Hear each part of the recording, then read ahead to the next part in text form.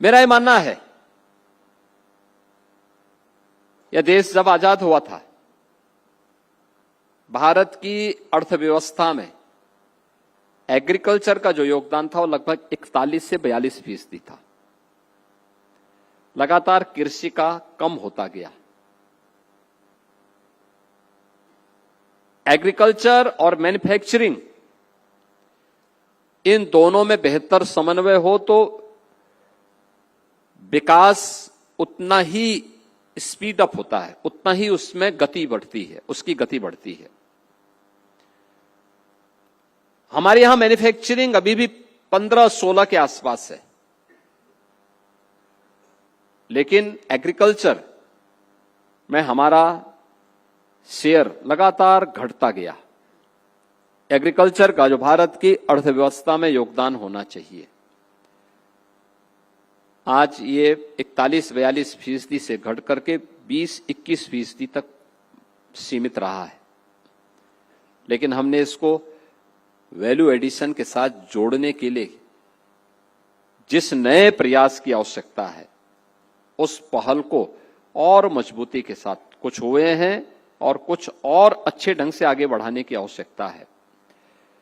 तकनीक आज के दिन पे बहुत निर्णायक हो सकती है, और मैं तो आभारी हूं भारत सरकार का, आदरणीय प्रधानमंत्री जी का,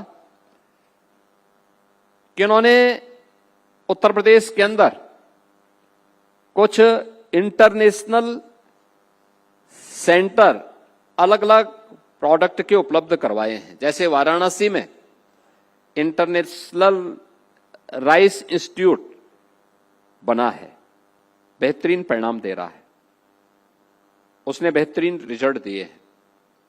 कई नई वैरायटी दी है।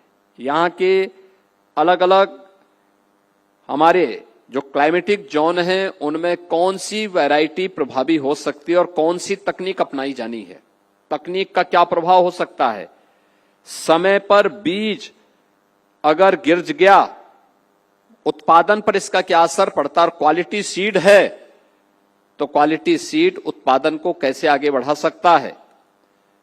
ये सारे परिणाम आज हमें देखने को मिले हैं, और मुझे ये देख करके अच्छा लगा कि इस बार हमारे कुछ जगहों पर हेक्टेयर धान का उत्पादन तो 100 क्विंटल तक पहुंचा है, 100 क्विंटल पर हेक्टेयर पहुंचा है। यानी ये चीजें दिखाती हैं कि जहां हम 50-60 तक सीमित थे, वह 100 तक पहुंच गया है। अल नीनो के नाते गेहूं की फसल पे असर पड़ा है, उद्यान में आम की फसल पे भी उसने प्रभावित किया है।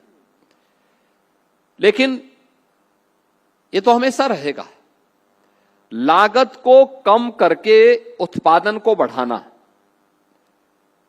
अच्छा सीड उस समय पे उपलब्ध करवाना, केमिकल फर्टिलाइजर एंड पेस्टिसाइड की खपत को कम करते हुए नेचुरल फार्मिंग को हम कैसे आगे बढ़ा सकते हैं, इस दिशा में प्रयास करना। और सबके अपने अनुभव हैं। मुझे तो बताते हुए प्रसन्नता, ये हमारे रामशरण वर्मा जी हमारे प्रगतिशील किसान हैं, पद्म पुरस्कार से सम्मानित हैं।